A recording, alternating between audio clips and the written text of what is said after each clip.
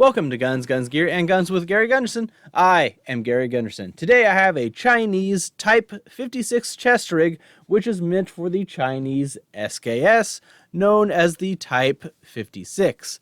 This can be confusing because there is another Type 56 chest rig meant for their AK-47 pattern rifle, also known as the Type 56. These are just two of at least a dozen variations of chest rigs that the Chinese have used over the years, beginning with the Type 53, which was for their version of the M44 Mosin Nagant.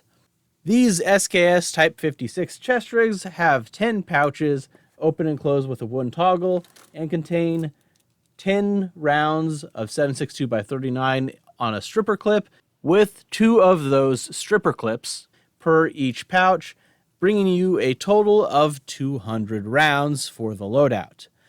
These were used by the Chinese, and many were supplied to North Vietnamese forces, and China continued to make them up until sometime in the 80s.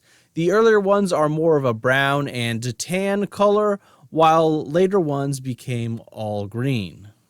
They are simple to put on and adjust, going over the head and then sticking one arm through each strap. It is easier if your arms come off.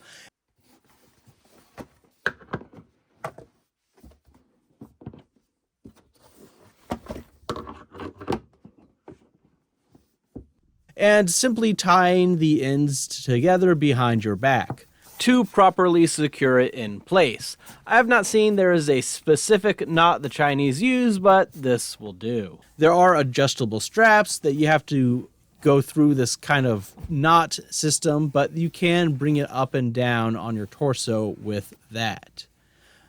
Not as quick to open as snap or Velcro, but it is pretty easy once you get used to it to open and to close. It's a little easier to see the whole thing laid out flat. You've got the D-rings that connect it. At a later point, these are starting to get painted, so it's not silver. It would match the green color of the later ones. And if you flip it over, you see there's a slight bit of rubber at the bottom, and also a stamp which identifies the type and year of manufacture. Here is a better view of the stamp that is on the back. The first 2 characters are a 5 and a 6, indicating the Type 56, and then the 7.62 is obviously referring to the 7.62x39 caliber, and the stamps are always arranged the same way. I don't know what most of the other characters stand for, but there's usually a second set of Roman numerals on the second row, which is immediately followed by the date of manufacture. Here we have a 6 and a 9, indicating a manufacture date of 1969, which is nice. And of course, you can use this to date your own chest rigs. You can simply look up an English to Chinese number chart, and it will indicate what the 2 stand for. It's always in a 2-character or number block indicating the year. I've never really seen any of these chest rigs in poor condition. They always tend to be quite good, and that could be a matter of selection bias, where only the stuff that was not issued or barely used was sent over to the American market. But it could be a fact that these seem to be pretty well made. There seems to be pretty good construction. You never really see stitching, fraying on the end. There's extra stitching on the bottom of the pouches to help protect it from tearing, and that is a real concern. Because these stripper clips do have sharp corners and you think could over time easily cut into these pouches. And there's also some other stamps around on these chest rigs, but I don't have any literature that indicates what they are. I've never really seen them with the wooden toggles broken, which you think could easily be done. And like I said, that could just be the bias of what you get, but usually everything's pretty well in place without any issues. The rubber's kind of interesting. I think that helps keep it in place when it's on you and strapped in. This is one of the tan versions. You can see it basically matches the Plash Palatka that I have as the background here. And here's a different Chinese chest rig which is more of the green color. So you can see there is a substantial difference when put side to side. A lot of these were imported into the American market, full of Norinco 7.62x39 ammo.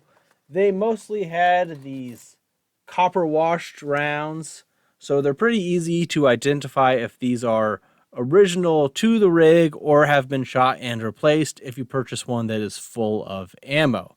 As for inserting the stripper clips into your SKS, sometimes they work really well, sometimes they are a bit of a pain. That one went okay. You can do the trick where you hold the top round also to help insert and use that as a lever to push down. I find these 10-round ones to be a little difficult because they take a while. It's not as smooth as 5-round ones, but they get the job done. But sometimes you can also get hung up on it. Realistic use for someone today, there's not a lot. Unless you go out for an SKS range day, it can make reloading quick, kind of fun, and novel, but that's mostly what it is, a novelty. It certainly does not have the modularity of most Western rigs. There are no additional attachment points, and let's be honest, most of us aren't reloading AKs with stripper clips, though you may be able to depending on the setup. It does give you lots of smaller pockets that you can use to store other things if you take the ammo out, so you can store some other things if you so desire. So not a lot of everyday use out of these, but I think they are fun, a novelty, and overall just something I find interesting. As for availability, I've seen these at auctions and gun shows all over. I bought this at an auction, probably the most common Chinese chest rig you'll see, and the price can vary. You can always snag one off eBay for maybe $25, give or take, at any point if you want, which I think is a little high for an empty one, but that's where these are trending cost-wise. Really, an auction or gun show would probably be a better bet. Not for everyone, but I like it. I think it's an interesting piece of kit and history, and I have at least 4 more Chinese chest rigs that I'll be making videos on in the future, and maybe making these will prompt me to purchase some of the others to kind of fill some holes in my collection as well. I know of at least 12 rigs, like I said, and there may even be more. So if you want to see more about Chinese chest rigs, be certain to subscribe. If not, please like the video and share it with others. And if you want to do more, you can support me on Patreon, which gets you a few small perks. There's also a Discord to join as well. Anyways, that's all for today. Thanks for watching.